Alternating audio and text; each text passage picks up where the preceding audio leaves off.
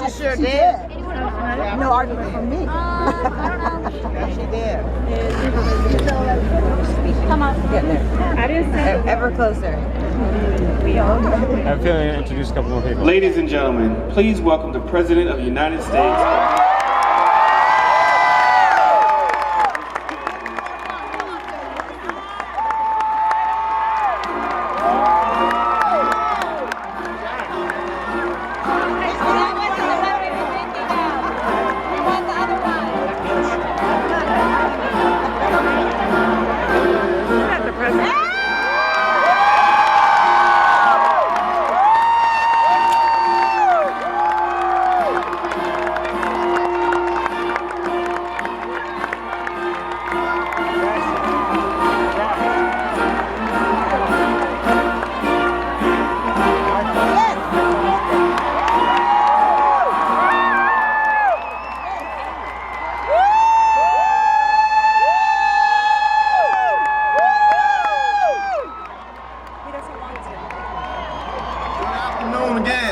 I have the distinct pleasure at this time to introduce to you and bring to the podium the Alabama State Governor, Governor Robert Bentley.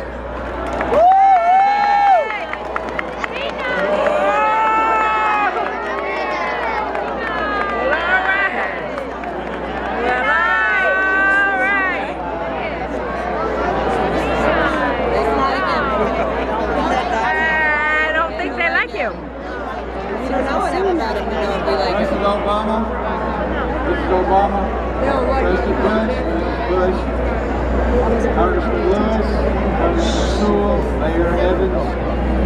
It's an honor for me to be on the stage with you today and to welcome all these people to this great state of Alabama. It's a personal honor for me to join in today's historic occasion on the Edmund Pettus Bridge that has become a monument in itself to the struggle for civil rights over the past 50 years. This bridge represents the strength, the determination, the loss and the pain that have come to define the civil rights movement in America. And it's an honor for me to stand here among you today on behalf of the state of Alabama. 50 years ago, approximately 600 people marched across this very bridge on their way to Montgomery to demand the right to vote. Those marchers, many who were nameless, had a bold vision to change the culture of America. Selma stood poised center stage as a stands in his shadow. It is because of you, John, that so many of us get to walk the halls of Congress, get to sit in the Oval Office. All right.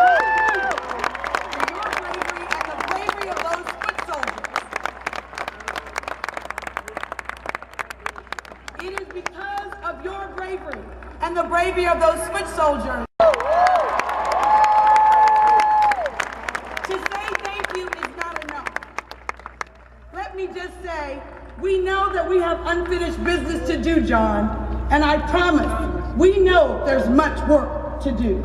I present to you the civil rights icon, John Lewis.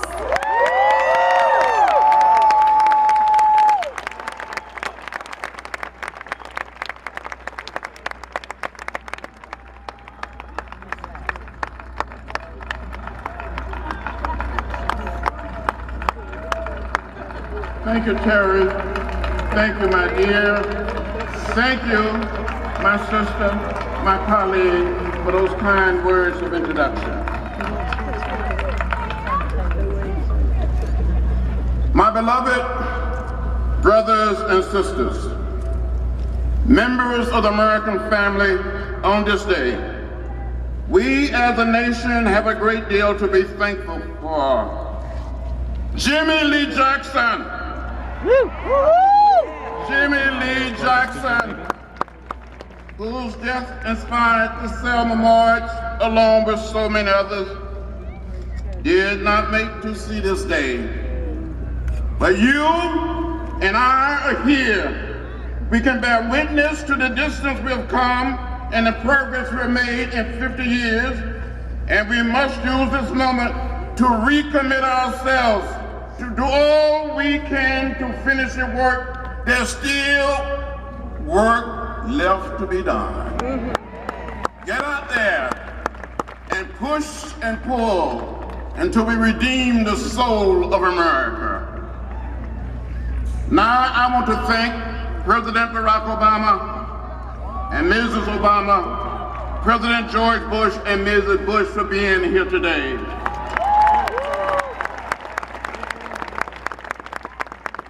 I want to thank all the members of the cabinet and the administration who are here, my colleagues in the Congress, all the elected officials, including the great Governor Robert Bentley, including the Mayor of Selma, George Evans, and all other American people. I would like for all members of the Congress in our delegation just to stand.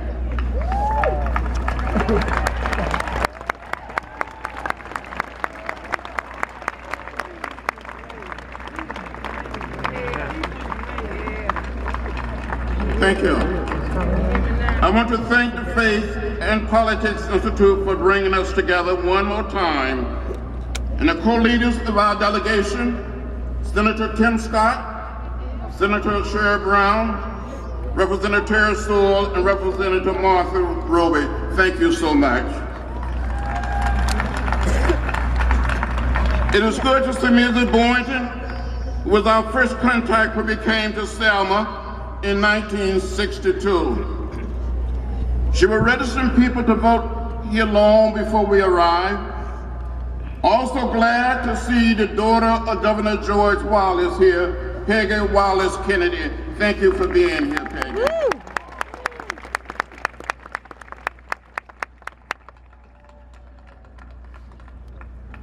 And I want to thank each and every one of you who marched across the bridge on Bloody Sunday. You didn't have to do it, but you did it. Thank you. Woo!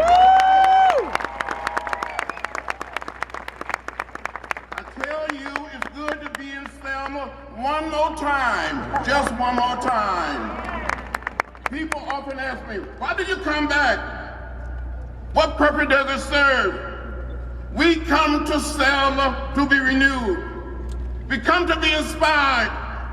We come to be reminded that we must do the work that justice and equality calls us to do. On March 7th, 1965,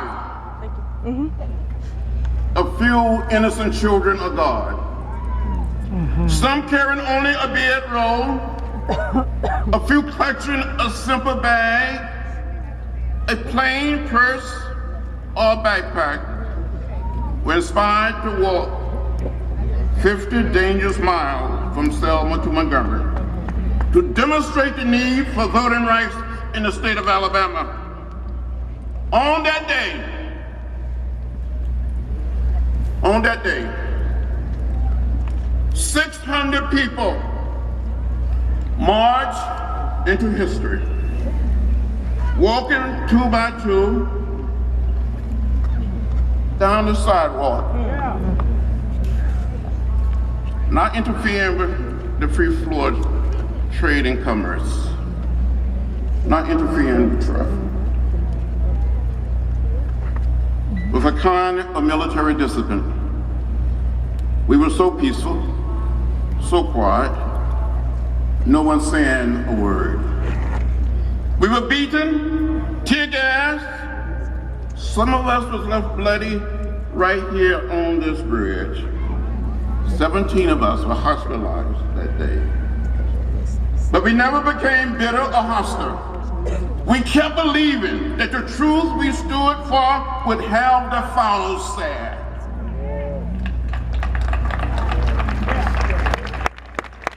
This city, on the banks of the Alabama River, gave birth to a movement that changed this nation forever.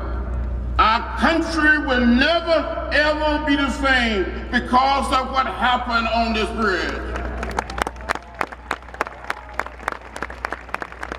8 days after Bloody Sunday, the President of the United States, Lyndon B. Johnson, delivered one of the most meaningful speeches ever made by any president on the question of voting rights. He said, the time of justice has come.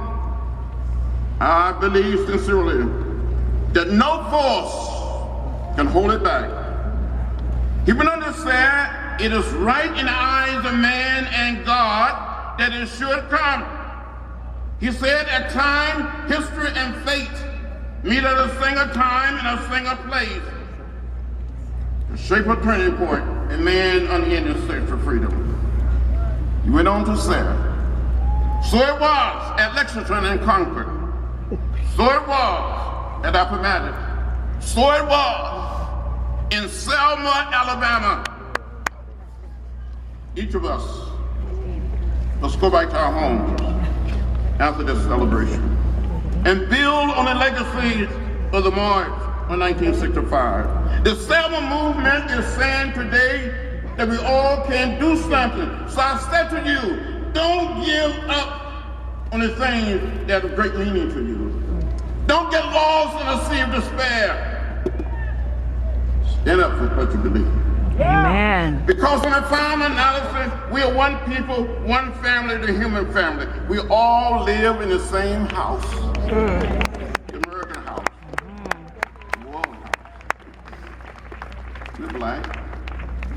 You're white. We are Hispanic, Asian American, Native American. But we're one people. Thank you.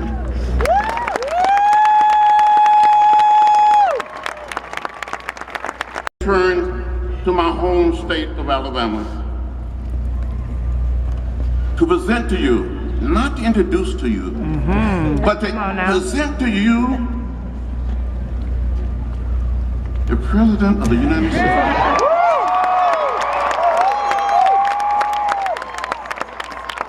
If someone had told me when we were crossing this bridge that one day I would be back here introducing the President